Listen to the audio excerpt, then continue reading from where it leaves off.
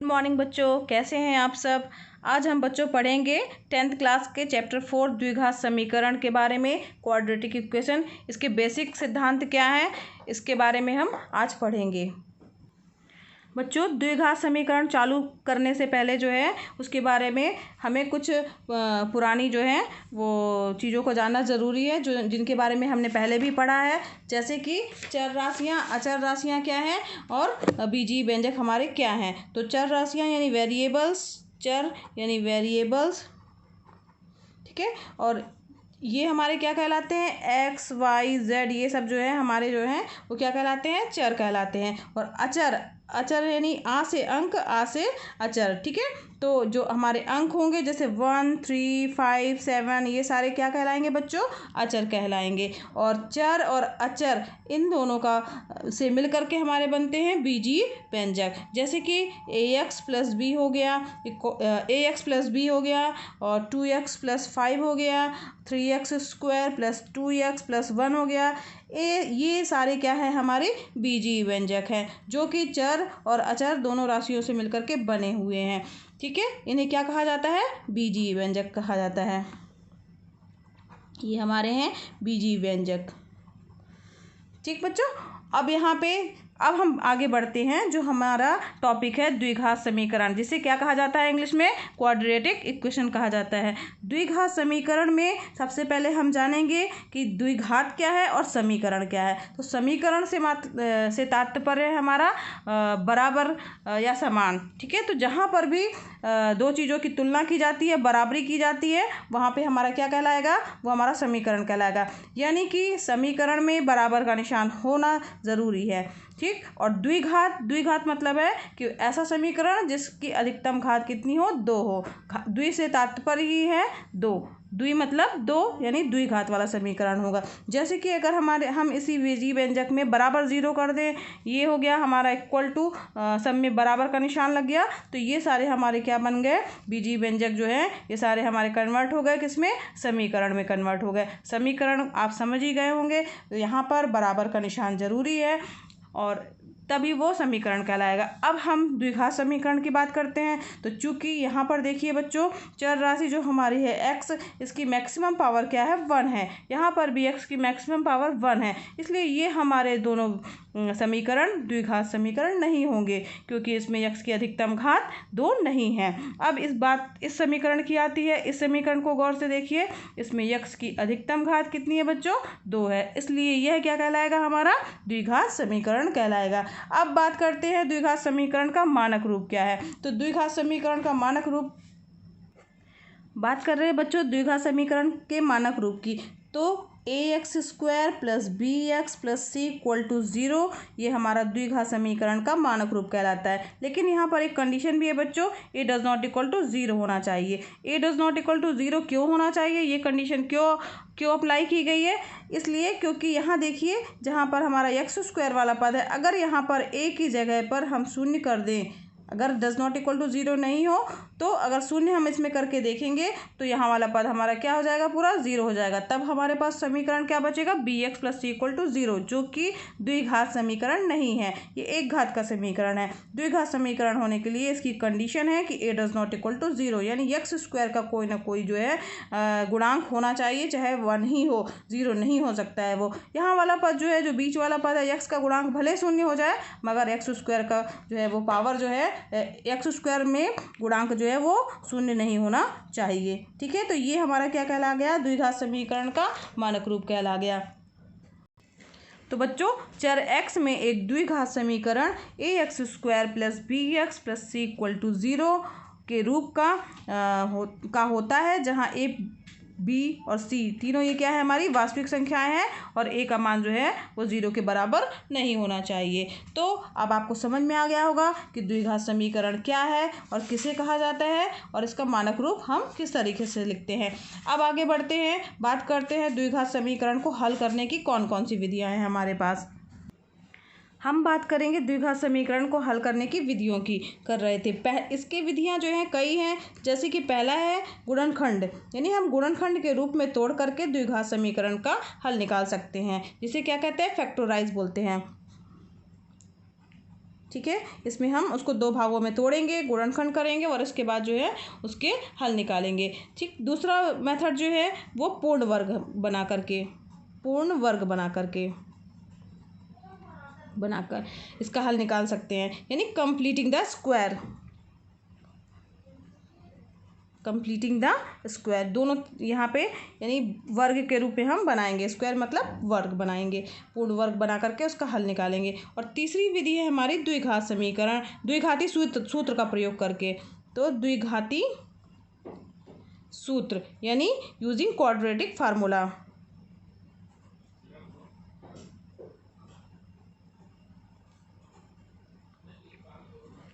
ठीक है, ये तीसरा मेथड हो गया। और एक और मेथड है बच्चों, ग्राफ यानी ग्राफिंग। तो ये 4 मेथड हमारे पास है किसी भी द्विघात समीकरण को हल करने की विधि।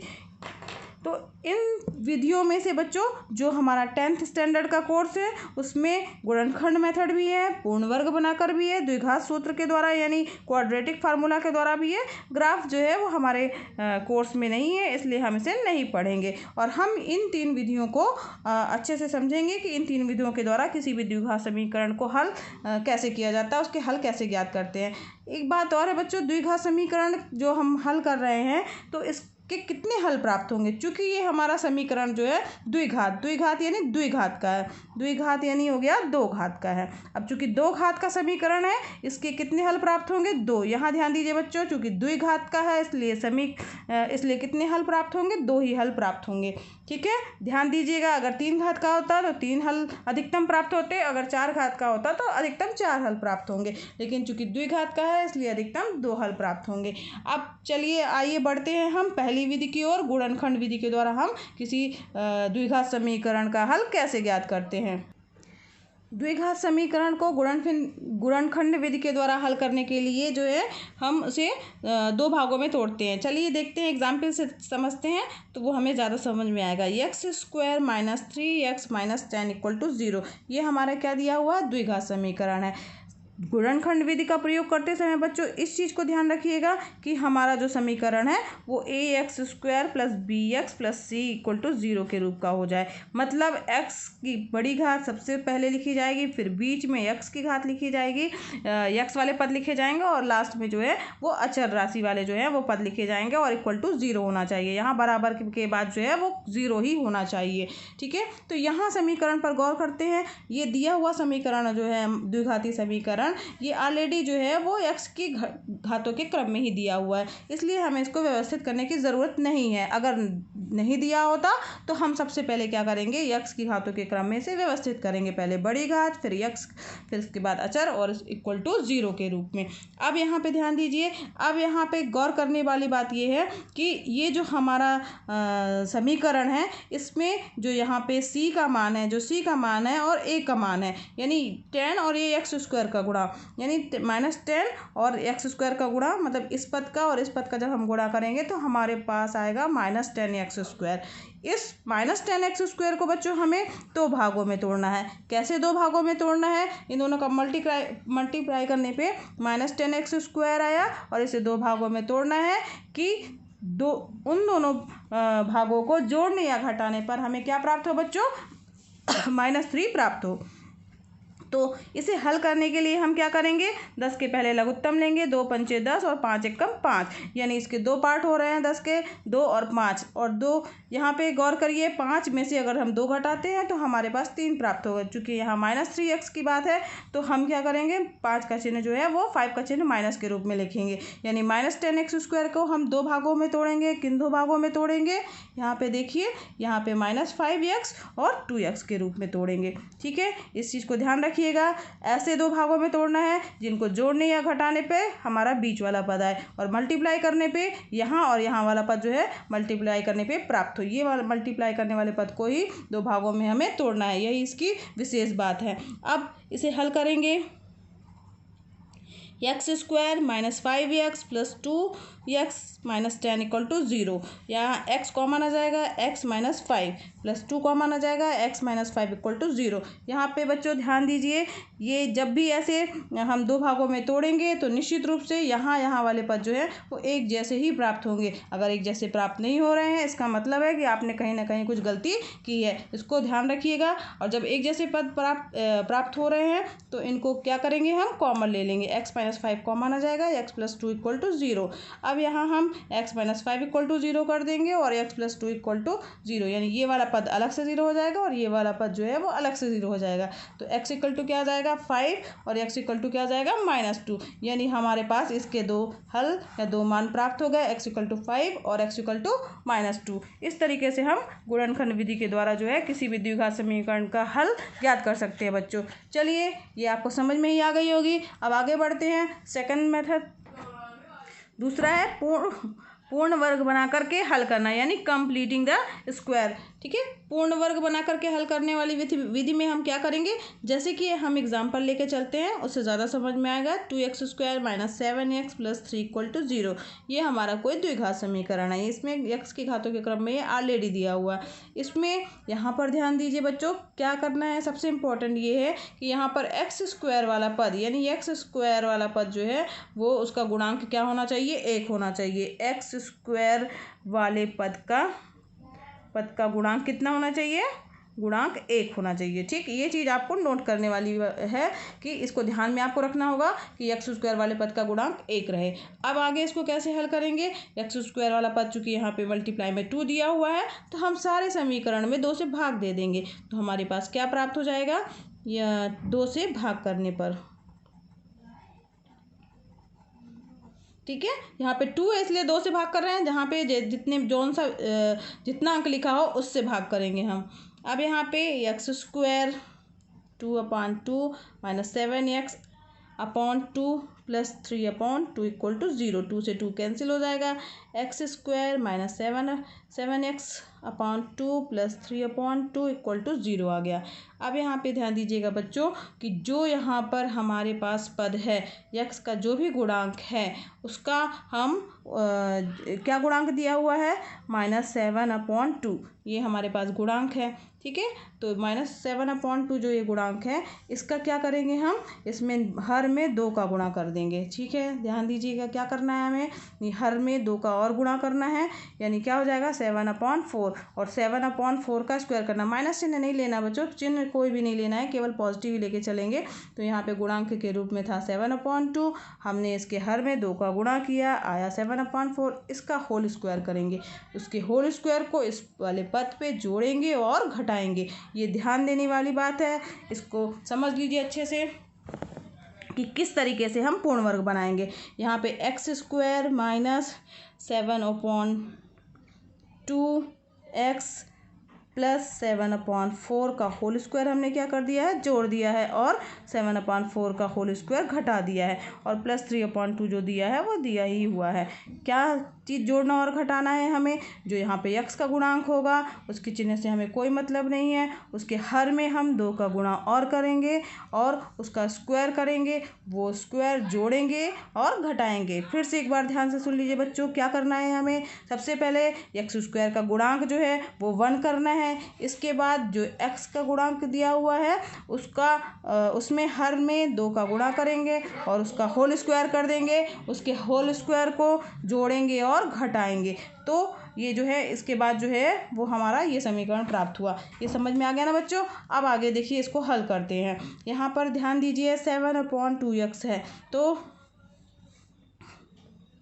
x स्क्वायर माइनस 7/2x जो हमारा पद है 7/2x, इसको जो है बच्चों हम लिखेंगे 2ab, यानी a का मान यहाँ पे x है और b की वैल्यू क्या हो जाएगी 7/4 हो जाएगी। यहाँ पे 2 चूँकि आगे लगाया है तो नीचे जो है हमें 4 करना पड़ेगा। इसको सॉल्व करेंगे तो हमारा 7/2x ही आएगा। तो यहाँ पे ये हमने समझाने के लिए बताया है, ये आपको सिर्फ समझने के लिए था। तो x स्क्वायर हो जाएगा यहाँ पे 2 7/2 2 इंटू एक्स इंटू 7/4। ठीक, ये समझने के लिए आपको 2 का ऊपर गुणा किया है तो नीचे भी किया है, प्लस 7/4 का स्क्वायर माइनस 7/4 का स्क्वायर प्लस 3/2 इक्वल टू 0। ठीक, अब यहाँ पे ध्यान दीजिए बच्चों, ये हमारा जो है उसके अब इसके आगे हल करने के लिए बच्चों हमें 2 समीकरण को ध्यान रखना बहुत ही ज़रूरी है। इसमें केवल 2 समीकरण का यूज़ होता है। कौन कौन से समीकरण हैं हमारे यहाँ सूत्र हैं, तो a प्लस बी का स्क्वायर बराबर होता है a स्क्वायर plus 2ab plus B square, और a माइनस बी का स्क्वायर बराबर होता है a square minus 2ab plus B square.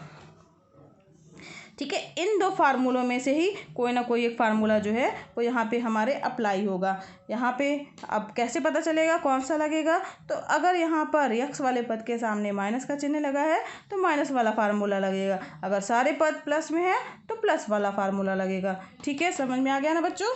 तो यहाँ पर हमारा माइनस वाला फार्मूला लगेगा क्योंकि माइनस 2ab है, तो ये क्या हो जाएगा हमारे पास x माइनस 7/4 का होल स्क्वायर माइनस ये पूरा हमारा फार्मूला के रूप में आ गया। ठीक, इसकी जगह पे हमने क्या लिख दिया, x माइनस 7/4 का होल स्क्वायर कर दिया। अब क्या आया, तो ये हो गया 49/4 प्लस 3/2 इक्वल टू 0। ठीक है, अब यहाँ पे आगे हल करेंगे बच्चों, तो x माइनस 7/4 का स्क्वायर हो गया, और यहाँ पे माइनस चिन्ह हमने कॉमन ले लिया, लघुत्तम ले लिया, यहाँ पे 16 आ गया, यहाँ 49 हो गया, माइनस चिन्ह चूँकि कॉमन लिया है तो यहाँ कोष्टक लगा दिया, यहाँ का चिन्ह माइनस ही होगा। ठीक, और 2 8 16 8 तक 24 हो जाएगा इक्वल टू 0, यानी x माइनस 7/4 का होल स्क्वायर माइनस यहाँ पे घटेगा तो आएगा 25/16 इक्वल टू 0। 25/16 को हम क्या लिख सकते हैं, x माइनस 7/4 का स्क्वायर माइनस 5/4 का होल स्क्वायर लिख सकते हैं। यहाँ फिर एक फार्मूला यूज़ हो रहा है a square minus B square. कौन सा फार्मूला यूज़ हो रहा है, a square minus B square. a square minus B square बराबर होता है a प्लस बी और a माइनस बी, ये हमारा फार्मूला है।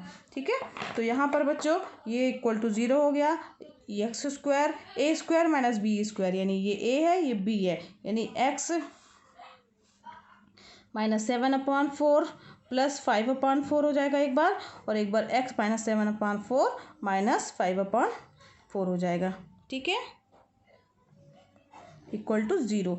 यहाँ पे x आ जाएगा, 4 लघुत्तम हो जाएगा, यहाँ पे आ जाएगा -7 प्लस 5, और यहाँ पे x, यहाँ चिन्ह माइनस अगर हम कॉमन ले लें, -7 माइनस 5/4 आ जाएगा इक्वल टू 0। x माइनस 7 5 कितना हो गया, -7 है और यहाँ +5 है तो -2 आएगा, -2/4 हो गया। ठीक, और यहाँ पे x 7 5 12 हो गया अपॉन 4, 4 एकम 4 4 तिहाई 12 हो गया, तो एकम 2 और 2 दूनी 4 इक्वल टू 0। यहाँ पे हमारे पास क्या प्राप्त हुआ बच्चों, x माइनस 1/2, और यहाँ पे क्या गया x माइनस 3 इक्वल टू 0, यानी एक बार x माइनस 1/2 इक्वल टू क्या हो जाएगा 0, और एक बार होगा x minus 3 equal to 0। x की वैल्यू क्या आ गई 1/2, और एक बार x की वैल्यू क्या आ गई 3 आ गई। यानी इस तरीके से हमने पूर्ण वर्ग बना करके हल करने वाले मेथड को सीख लिया। ये थोड़ा कॉम्प्लिकेटेड है, कठिन है, लेकिन आशा है कि आपको समझ में ही आ गया होगा कि किस तरीके से हमें किसी द्विघात समीकरण को पूर्ण वर्ग बना करके हल निकालना है। और इस तरीके से हमने इसका हल निकाला, और इसके हल जो है ये 2 प्राप्त हो गए, x इक्वल टू 1/2 और x इक्वल टू 3। तो ये हमारा दूसरा मेथड था कंप्लीटिंग द स्क्वायर। अब हम आगे बात करते हैं थर्ड। अब हम तीसरे मेथड की ओर चल रहे हैं। तीसरा मेथड है हमारा द्विघाती सूत्र का उपयोग करके हम कैसे निकालेंगे, यानी यूजिंग क्वाड्रेटिक फार्मूला। तो इसके लिए हमें पता होना चाहिए कि द्विघाती सूत्र है क्या। तो हमारा सबसे पहले ध्यान दीजिए बच्चों, मानक जो है वो रूप क्या है द्विघातिक समीकरण का, क्वाड्रेटिक इक्वेशन का, ax square plus B X plus C equal to 0, जहाँ पर a does not equal to है 0 के, और साथ ही साथ b स्क्वायर माइनस 4ac जो है इज ग्रेटर देन और इक्वल टू 0। अब यहाँ पर अगर ये ऐसा है तो हमारा द्विघात समीकरण जो है वो उसका फार्मूला क्या होगा, क्वाड्रेटिक फार्मूला क्या होगा कि उस तरीके से हम उसके x के मान ज्ञात करें। x इक्वल टू हो जाएगा -b plus minus under root B square minus 4ac upon 2a। ठीक है, ये हमारा क्या है, द्विघाती सूत्र है। इस सूत्र की सहायता से जो है वो हम x के मान निकाल सकते हैं। यहाँ पर प्लस माइनस से तात्पर्य है कि x का एक बार प्लस में लेके चलेंगे x तब मान प्राप्त होगा, और एक बार जब माइनस लेके चलेंगे तब मान प्राप्त होगा। अब इसको अच्छे से समझने के लिए हम एक एग्जाम्पल लेके चलते हैं। 2x² - 5x + 3 = 0, ये हमारा द्विघात समीकरण है। तो इसकी तुलना जो है ax² + bx + c = 0 से करने पर, अगर जब हम इसकी तुलना ax² + bx + c = 0 से करेंगे, a = क्या प्राप्त हो गया, a = हो गया 2, b = -5 एंड c = 3। तो द्विघाती फार्मूला में जो है, जो हमारा द्विघाती सूत्र है, क्वाड्रेटिक फार्मूला है, क्या है, द्विघाती सूत्र या क्वाड्रेटिक फार्मूला क्या है बच्चों, x = दिया हुआ है, यहाँ पे कुछ नहीं है, x = -b ± √b² - 4ac/2a। ठीक है, अब इसमें हम सीधे a, b और c का मान रखेंगे। यहाँ तुलना कर दिया, a = 2, b = -5, c = 3 आ गया था। अब सीधे इस सूत्र में मान रखेंगे, तो x बराबर क्या आ जाएगा, -5 ± √b² यानी -5 का होल स्क्वायर -4 × 2 × 3/2a, a की वैल्यू है 2। x = क्या आ जाएगा, माइनस माइनस प्लस हो जाएगा, 5 ± √5 का स्क्वायर करेंगे 25 आ जाएगा, और 4 दूनी 8, 8 दूनी 16 24। ठीक है, और 2 दूनी 4। यहाँ तक सबको समझ में आ गया बच्चों। अब देखिए x बराबर क्या आ जाएगा, 5 ± √1/4, तो x बराबर 5 ± 1/4। अब x बराबर क्या लेंगे, 5 + 1/4, और एक बार x बराबर 5 - 1/4। ठीक है, एक बार प्लस का चिन्ह हमने ले लिया है, एक बार माइनस का चिन्ह ले लिया है, तो x बराबर क्या आ जाएगा, 5 × 1 = 6, 6/4 आ जाएगा, और एक बार आ जाएगा x = 4/4। ठीक, ये कट जाएंगे आपस में, 2 दूनी 4, 2 तिहाई 6 हो जाएगा, और यहाँ पे 4 एकम 4, 4 एकम 4। तो हमारे पास x का क्या मान प्राप्त हो गया, x = 3/2 और x = 1। इस तरीके से बच्चों ये हमने डायरेक्ट फार्मूला लगा करके द्विघाती फार्मूला या द्विघाती क्वाड्रेटिक फार्मूला या द्विघाती सूत्र x बराबर -b ± b² - 4ac/2a हमने सीधे अप्लाई किया है। a, b, c के मान डायरेक्ट रख दिए हैं, और हमारे पास x की वैल्यू प्राप्त हो गई है। अब बच्चों हम एक चीज़ और जानेंगे कि मूल की प्रकृति क्या है, नेचर ऑफ रूट्स, जो हमारे जो मूल प्राप्त हो रहे हैं उनकी प्रकृति क्या है। तो हमारा जो समीकरण है, मानक समीकरण ax² + bx + c = 0, ये हमारा क्वाड्रेटिक समीकरण का जो है वो मानक समीकरण है, स्टैंडर्ड फॉर्म है। तो यहाँ पर x बराबर क्या होता है, -b ± √b² - 4ac/2a, जो है ये हम उसकी क्या है, हल है या मान है। ठीक है, इसी को क्या कहा जाता है, क्वाड्रेटिक फार्मूला कहा जाता है। तो यहाँ पर ध्यान देने वाली बात है, जो हमारा ये वाला पद है b² - 4ac यानी d, इसको क्या कहा जाता है, d कहा जाता है, या विविक्त कर, इसे क्या कहते हैं, b² - 4ac। इस पर निर्भर करता है कि मूल की प्रकृति जो है वो कैसी होगी। यहाँ पर ये जो है इसको हम ज्ञात करेंगे तो हमें पता चल जाएगा कि उसके मूल जो हैं वो किस तरीके से होंगे। d को क्या कहा जाता है, विविक्त कर कहा जाता है, विविक्त कर। ठीक है, विविक्त कर कहा जाता है, डिस्क्रिमिनेट कहा जाता है। ठीक है, अब यहाँ पर हम कैसे जानेंगे कि इसका जो मूल है वो किस तरीके का होगा। तो अगर इसके 3 स्थितियाँ होंगी, अगर b² - 4ac > 0 अगर है, तो हमारे पास जो मूल होंगे वो कैसे होंगे, 2 भिन्न भिन्न मूल होंगे, और मूल क्या होंगे, वास्तविक मूल होंगे। यानी ये हो तो 2 भिन्न व वास्तविक मूल होंगे, ठीक है।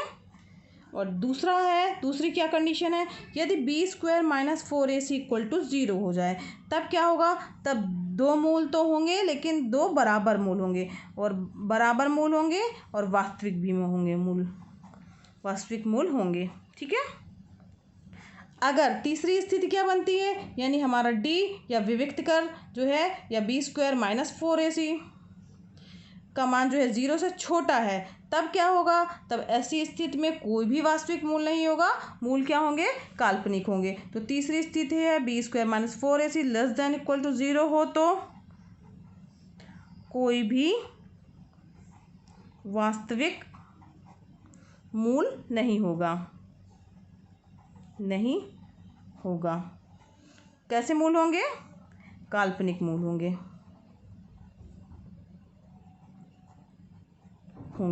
ठीक है बच्चों, तो इस तरीके से अगर हम डी का मान ज्ञात कर लें तो हमें पता चल जाएगा कि मूल की प्रकृति क्या है। अब आज हम लोगों ने बच्चों ये पूरा क्वाड्रेटिक इक्वेशन द्विघात समीकरण का बेसिक कॉन्सेप्ट पढ़ लिया है कि द्विघात समीकरण क्या है और द्विघात समीकरण के हल कितने होते हैं और उनके हल करने के कौन कौन से तरीके हैं। गुणनखंड मेथड, पूर्ण वर्ग बना करके, कंप्लीटिंग द स्क्वायर, तीसरा है क्वाड्रेटिक फार्मूला यूज़ करके, और इन तीनों मेथड को हमने अच्छे से समझ लिया है। और इसके बाद हमने ये भी पढ़ा कि विविक्त कर हमारा क्या है, तो उसके आधार पर हमने मूलों की प्रकृति, नेचर ऑफ फ्रूट्स के बारे में भी जान लिया। तो यहाँ पर जो है इसका बेसिक कॉन्सेप्ट आप सबका क्लियर हो गया होगा। बच्चों, आपको मेरा ये वीडियो पसंद आया हो तो आप इसे लाइक करें, सब्सक्राइब करें और शेयर करें, और आगे जारी रखने के लिए नेक्स्ट क्लास का वेट करें।